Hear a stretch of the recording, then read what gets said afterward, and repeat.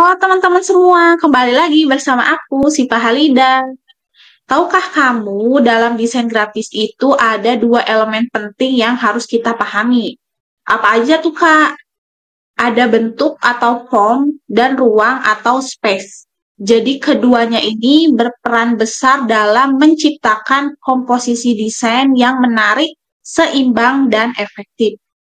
Nah, tanpa berlama-lama, yuk langsung aja kita ke pembahasannya. Sebelumnya kita harus kenalan dulu nih sama bentuk atau form itu apa sih gitu kan. Jadi bentuk adalah salah satu unsur-unsur dalam desain grafis yang menjadi inti dari sebuah komposisi desain. Jadi bentuk bisa digunakan untuk membuat pola, menunjukkan elemen atau menciptakan ilusi gerakan dalam desain. Nah, terdapat tiga kategori desain, yaitu ada geometrik, ada organik, dan juga abstrak.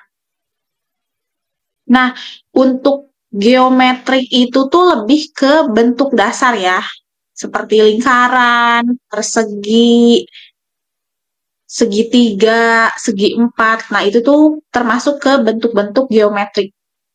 Yang selanjutnya, yang kedua ada organic space atau bentuk organik itu lebih ke bentuk-bentuk natural seperti gambar daun, pelangi, awan, seperti itu. Lalu yang ketiga ada abstract space atau bentuk abstrak. Jadi kalau bentuk abstrak itu tidak menyerupai objek nyata, tetapi memberikan kesan tertentu seperti pola atau simbol. Jadi bentuknya tuh seperti abstrak ya. Apa sih tujuan bentuk itu? Jadi tujuan bentuk itu yang pertama itu membuat layout desain yang teratur ya. Jadi bentuk digunakan untuk menyusun elemen desain agar terlihat rapi dan terorganisir. Lalu membuat pola yang menarik dalam desain. Dengan mengulangi atau menggabungkan bentuk, kita bisa menciptakan pola visual gitu. Dari beberapa bentuk itu jadi tercipta pola visual. Selanjutnya adalah menggambarkan objek dunia nyata melalui visual.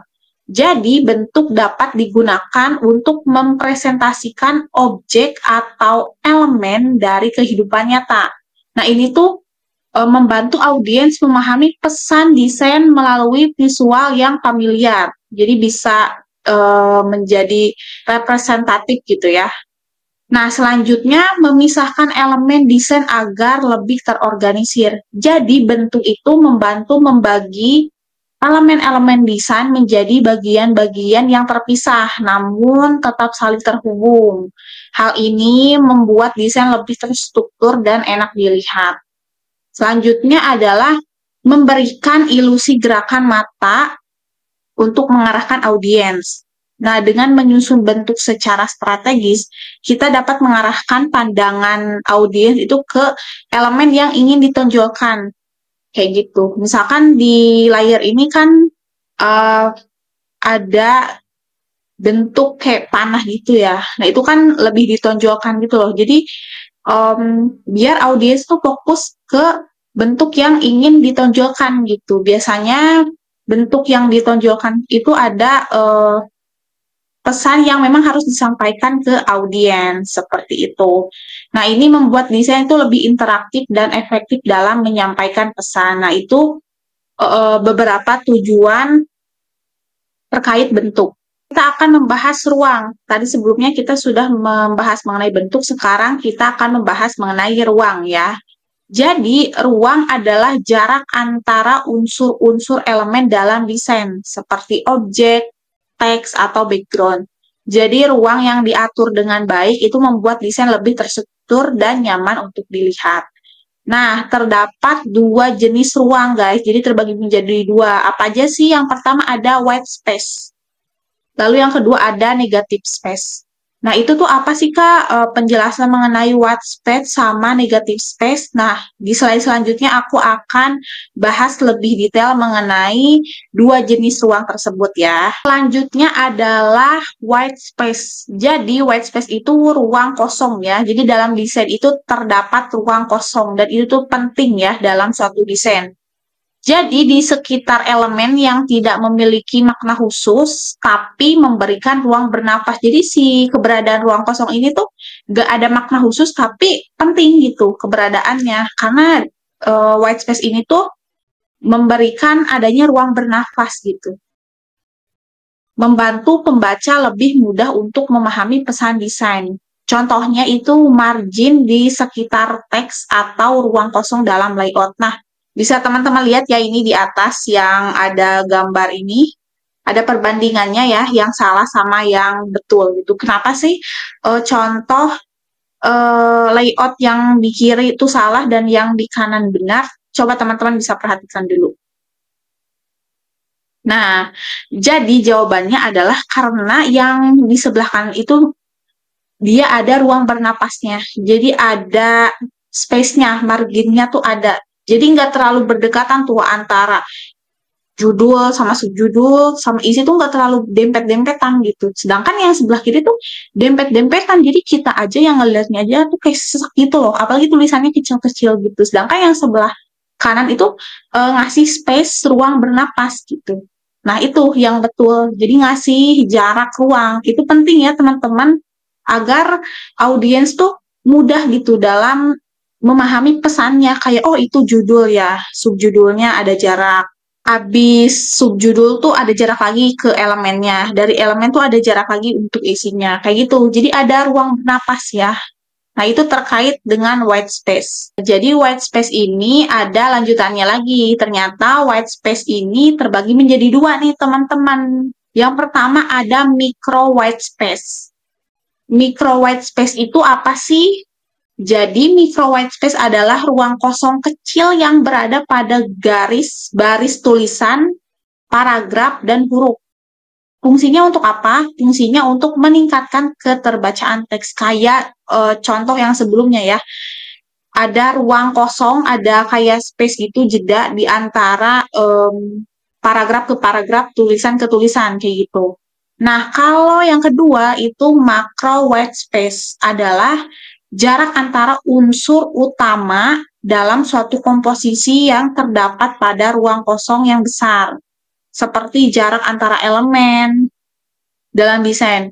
Fungsinya untuk menonjolkan pesan utama dan menciptakan kesan minimalis. Jadi ada semacam ruang kosong antara elemen utama dengan komposisi lainnya seperti teks gitu ya. Ada ruang lebih besar lagi itu untuk macro white space. Nah, contohnya kayak gimana sih Kak perbandingannya? Ini aku masih belum paham gitu kan. Nah, di next slide aku akan kasih contohnya ya, perbandingan antara micro white space dan macro white space.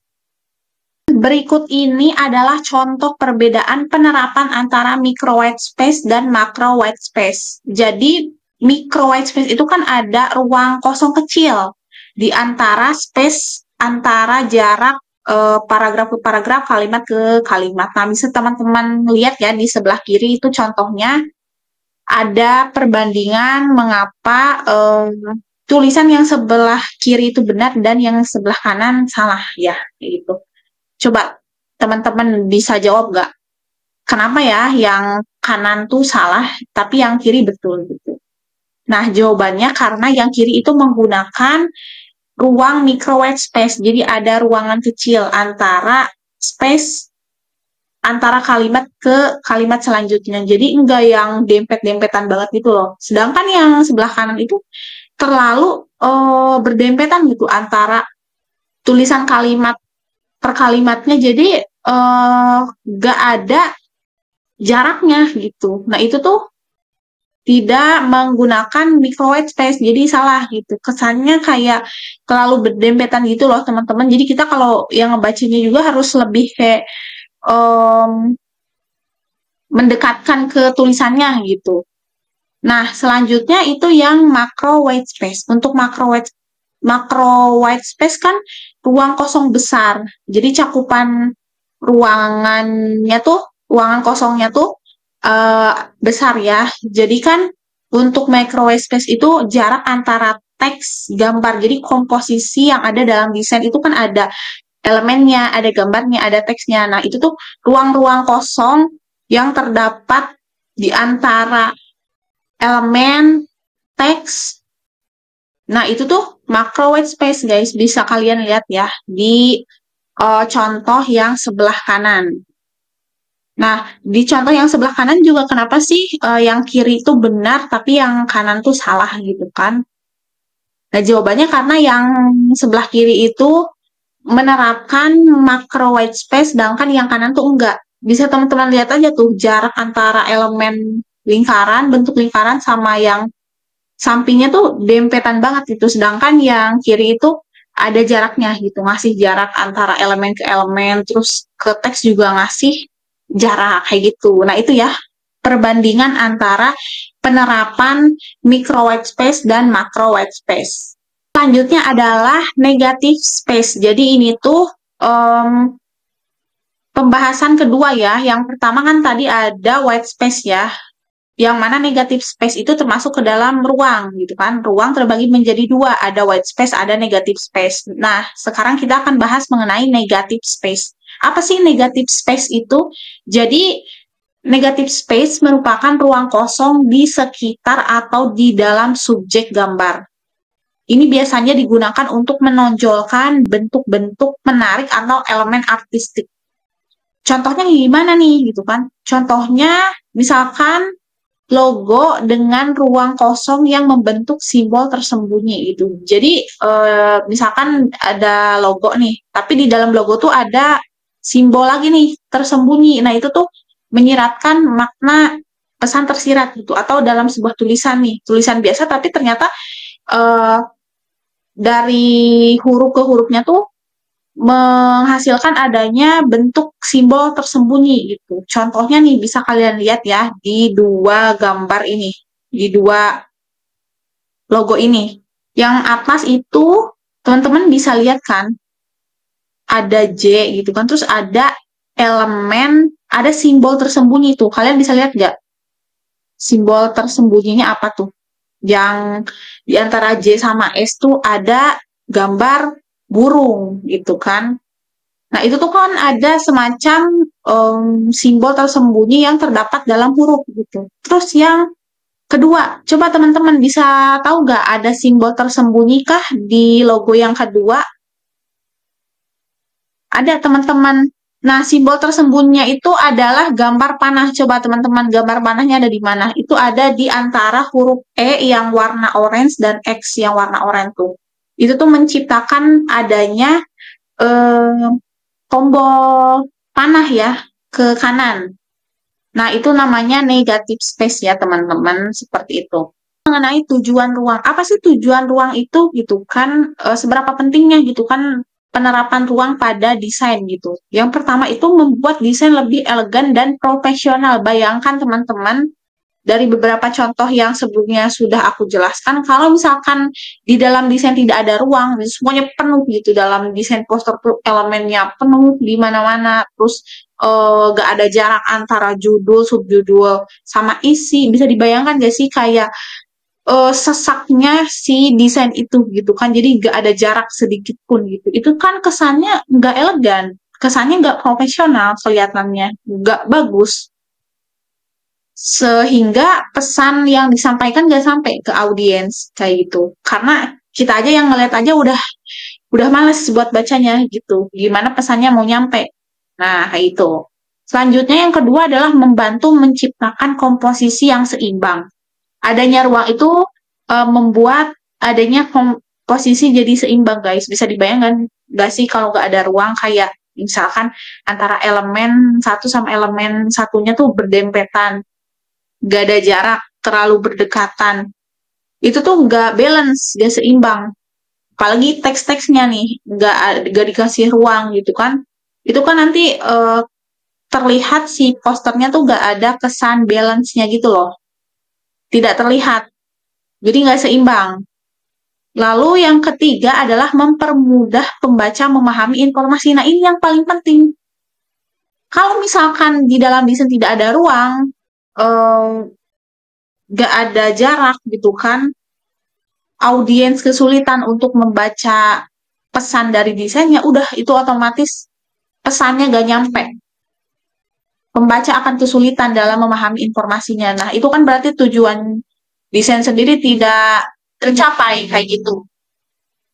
Selanjutnya adalah menentukan fokus utama desain gitu. Adanya jarak juga biar memfokuskan gitu ke bagian-bagian yang memang harus jadi penekanan. Kayak misalkan judul. Kalau misalkan judul gak dikasih ruang sama subjudul, gimana orang mau tahu gitu judulnya yang mana. Kalau misalkan berdempetan, bisa jadi kalau misalkan antara judul sama subjudul berdempetan, si teksnya, orang akan mengira bahwa dua kalimat itu adalah judul, padahal bukan. Itu tuh judul sama subjudul. Nah, gara-gara gak dikasih ruang, makanya salah persepsi. Nah, kayak gitu. Pentingnya ruang dalam desain. Kak, kan kita tuh tadi udah bahas mengenai ruang sama bentuk ya. Kira-kira di Canva tuh ada nggak sih fiturnya yang membantu kita agar bisa menerapkan terkait ruang sama bentuk nih dalam desain kita gitu. Jawabannya ada ya teman-teman. Jadi di Canva tuh ada fitur yang memudahkan kita agar kita tuh bisa menerapkan white space kayak gitu ya, ruang sama bentuk kayak gitu. Nah, fitur ini tuh bisa memudahkan kita dalam mengatur ruang dan margin gitu ya. Kalau misalkan teman-teman di laptop ya buka desain Canva-nya di laptop, itu di tampilannya ada menu file. Nah, nanti teman-teman bisa klik, nanti akan muncul option ini nih. Gambar yang sebelah kanan ada tampilkan penggaris dan patokan. Nah, itu tuh fitur yang membuat teman-teman bisa menambahkan patokan sama penggaris. Kalau misalkan untuk desain-desain puzzle piece kan kayak misalkan 15 puzzle piece gak pakai penggaris kan kita bingung tuh. Kotak per kotaknya tuh bisa jadi salah kalau nggak pakai penggaris. Nah, itu tuh memudahkan. Lalu kedua ada tambahkan patokan sama ya. Nah, tambahkan margin itu ada juga buat kita tuh tahu ya, menunjukkan batas ruang kosong penting di sekitar elemen. Jadi ketika kita mengklik tampilkan margin, nanti terchecklist itu nanti si desainnya tuh otomatis bakal ada batasan ruang gitu loh. Nanti ada kayak semacam garis gitu ya, yang membatasi dalam desain tersebut gitu. Jadi nanti tuh udah otomatis ya dari Canva-nya tuh dikasih tahu. Nah, ini nih batasannya gitu. Lalu yang ketiga itu ada show print blade atau tampilkan blade cetakan. Nah, ini tuh berguna untuk kalau misalkan teman-teman desainnya mau di print ya, kayak misalkan makalah ya, itu kan ukuran A4 kan. Nah, teman-teman tuh takutnya kalau misalkan nggak pakai fitur tampilan blade cetakan tuh nggak tahu nih, kayak bisa jadi si teksnya tuh kepotong tuh pas di percetakan. Nah, kalau pakai fitur ini, teman-teman tuh nanti ditunjukin area-areanya, pembatas-pembatasnya gitu. Jadi menunjukkan area yang mungkin terpotong saat desain dicetak. Jadi gak bakal tuh nanti ada teksnya kepotong tuh nggak ada, karena kalian udah menerapkan fitur ini, tampilan blade cetakan, kayak gitu ya. Jadi di Canva ada fitur yang membantu kita untuk mengatur tata ruang sama margin, seperti itu. Jadi itu dia pembahasan mengenai bentuk dan ruang dalam desain grafis ya. Jadi dengan memahami materi bentuk dan ruang itu kita jadi tahu nih memahami bagaimana menggunakan bentuk dan ruang yang efektif dan efisien gitu ya. Jadi kita bisa menciptakan desain yang menarik, terstruktur, dan mudah dipahami. Jadi jangan lupa untuk eksplorasi juga ya teman-teman untuk menerapkan materinya pada desain teman-teman gitu. Nah, segitu aja untuk materi kali ini. Sampai jumpa di video selanjutnya. See you!